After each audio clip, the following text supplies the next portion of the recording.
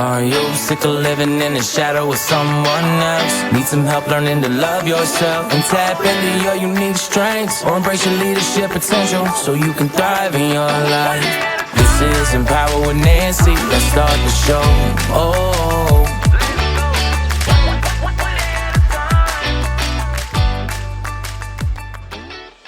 Why your team doesn't trust you, and how can you fix this?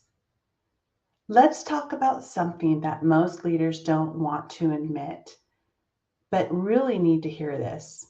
If your team isn't stepping up, if you feel like you're constantly chasing them for accountability, or if they're just doing the bare minimum to get by, you don't have a performance problem. You have a trust problem. And before you get defensive here, this is not about saying that you're not a good leader. I'm here to give you advice.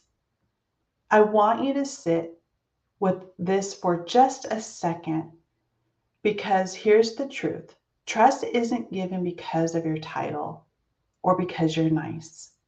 It's built through how you show up, how you communicate, and how to consistently be a leader that you are. If your team doesn't fully trust you, they will not fully follow your leadership. So in today's episode, we're going to really break this down very simple here. The real reasons your team doesn't trust you, and it's probably not what you think. The leadership habits that might be killing trust without you really realizing it. And most of us do not realize that when you're a leader.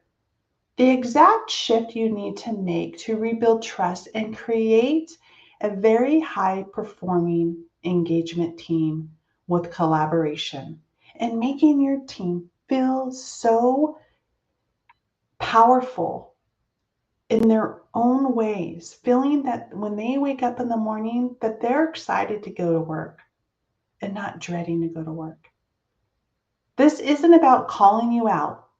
It's about calling you up and showing you what I know that worked best for me as a leader in corporate America. Because when you fix the trust gap, everything changes. So, why trust is everything in leadership? Let's just start with the basics. Why does trust matter so much in leadership? Why can't you just tell your team what to do and expect them just to follow through, right? You just tell them, this is what I need to have done, and you leave it at that. No, because leadership isn't about the authority. It's about the influence. And you can't influence people who do not trust you. So think about the best leader that you've worked for or with. What made you trust them? Was it their title? No. Their years of experience? No. Or was it the fact that they followed through on their word?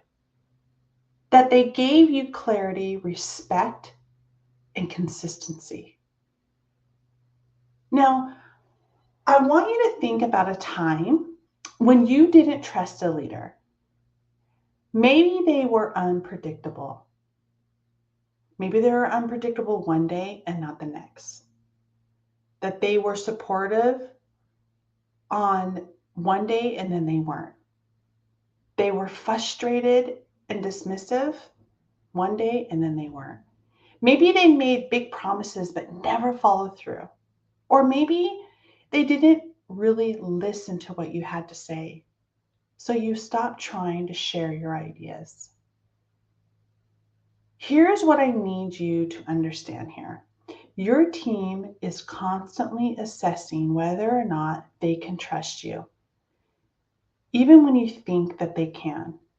Every interaction, every decision, every moment adds or takes away from that trust. And if your team doesn't trust you, this is what happens. They really hesitate to take ownership because they don't feel safe making mistakes. That's the scariest part. Let me just repeat that. They hesitate to take ownership because they don't feel safe making mistakes. They feel that they make a mistake, they're going to be written up or be, reprimanded or losing their job. How about they don't communicate openly because they don't believe their voice is heard? They do not feel that they're part of the growth of the department or the company. They don't feel that they have a seat at the table. Employees have the right to have a seat at the table, not just leaders. They won't go above and beyond because why should they? They're protecting themselves. They're scared to speak up at meetings. And sometimes what you end up finding out when this happens, what happens? Gossip after gossip. And some leaders take it personally. Some leaders just don't care. So if you're seeing disengagement, low accountability, or how about the lack of initiative, trust is the missing link here, leaders. But the good news, trust can always be rebuilt. And I'm going to show you how that can be. Let's get into the trust killers, the leadership habits that might be working against you. And let me be clear. These are not things leaders do intentionally. Okay, so I don't want you to beat yourself up. I want you to listen to what I'm saying in this episode. And I really, really, really hope that you can take away some really good information with clarity that you can take and use. In fact, most of the time, you think you're doing the right thing, but these darn habits create distance, doubt, and hesitation in your team, in your employees, your team, whatever type of leader you are. So there's a few things that I want to share with you. There's 3. You're inconsistent. You're not giving clarity. You're not listening. So let's talk about the inconsistent. One day you're highly engaged, and then next you're completely distant and unavailable. Your expectations shift based on the moment, so your team is always guessing. Or how about you're having one of those shitty days and no one wants to go to you or ask for advice or clarity or whatever it is. They're scared to walk into your office because they see that you're having a bad day. Or maybe you got chewed out by your boss and then you feel so upset and then you take it out on your team. So how do we fix it? Create clear, predictable systems here. If you say you'll follow up, do it. Do what you say you're going to do. One of the books that I always give my clients to read is The 4 Agreements by Don Miguel Ruiz. It really talks about what you say you're going to do, you do. If you say you'll follow up, do it. You set a standard. So hold on to that. 2 is really, you're not giving clarity is another big thing.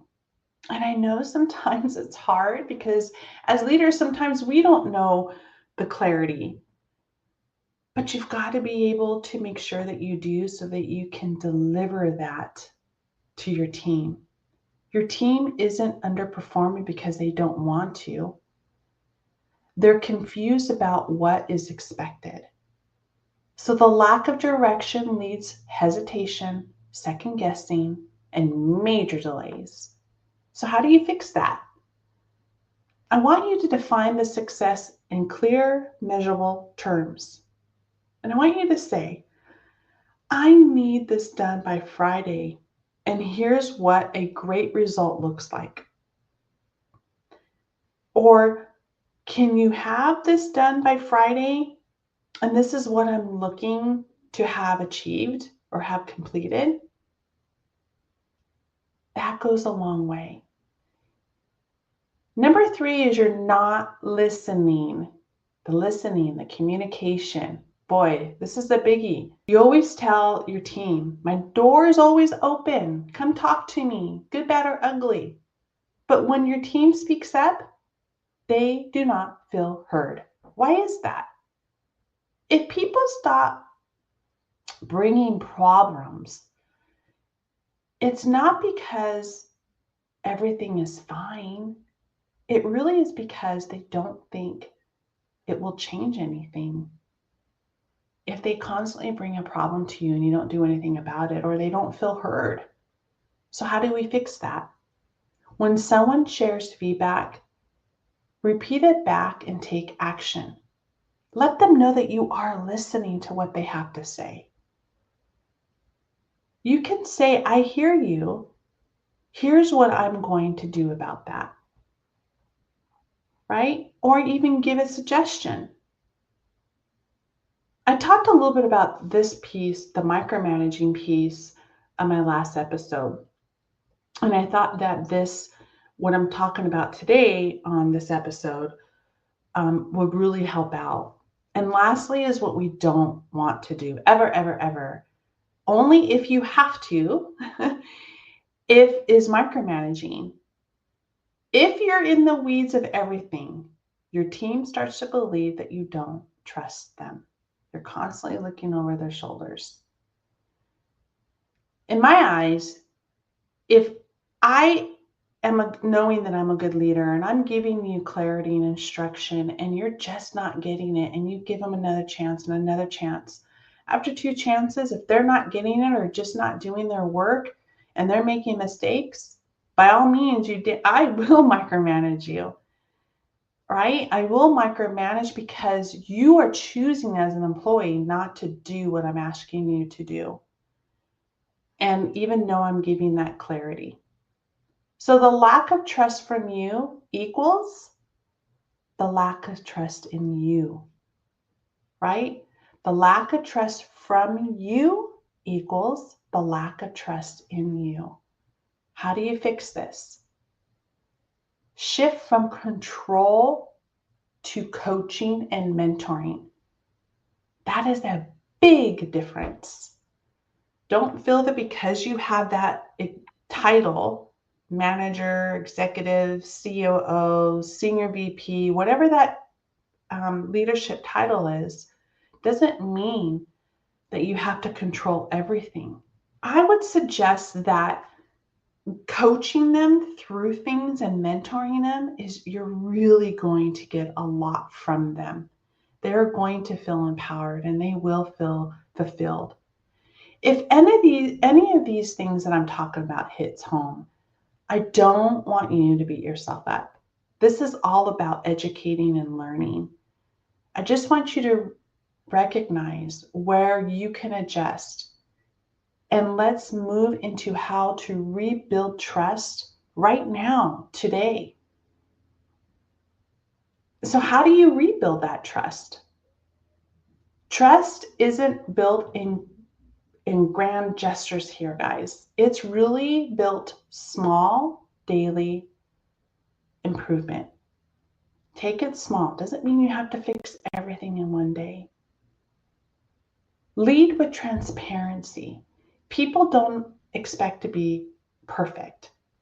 They expect to be honest. If something changes, tell them and why. If you made a mistake, own it. Take the accountability.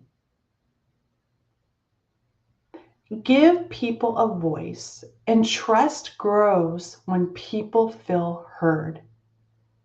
Set clear expectations and follow through. People trust leaders who do what they say. If you set a standard, I want you to hold to it. If you set a deadline, respect it. And really recognize and reinforce trustworthy behavior. Trust isn't just about you as a leader. It is about creating a culture where it is supposed to be. Culture is so important. You have to lead by example, right? If you are all over the place, if you're reactionary, if you have a negative attitude, if you're constantly pointing fingers, guess what's going to happen? It trickles down to your team and to your staff. So these are really not complicated shifts, but they make all the difference. Because when your team knows what to expect from you, they feel heard and seen, and they'll give you everything they've got. That's how you create a team that's fully bought into you. So here's what I want you to take away from today's episode. Your team's trust is a reflection of your leadership. If you're not getting full buy-in, full effect, or even full engagement, it's time to take a really hard look of how you are showing up as a leader. And here's your challenge.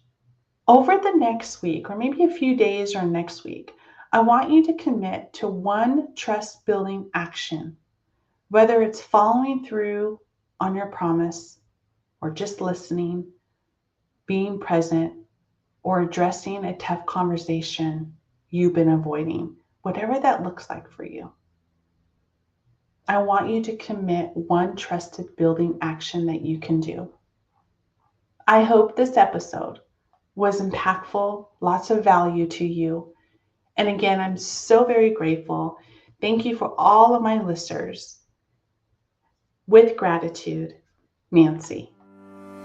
Thank you for listening to my podcast. If you enjoyed this episode, please subscribe, leave a rating and review, and share it with a friend. To connect with me and get all the behind the scenes content, you can follow me on Instagram at EmpowerWithNancy and visit my website, empowerwithnancy.com, to learn more about how coaching with me can significantly enhance your life and business. Thank you for listening and have a wonderful day. See you next time.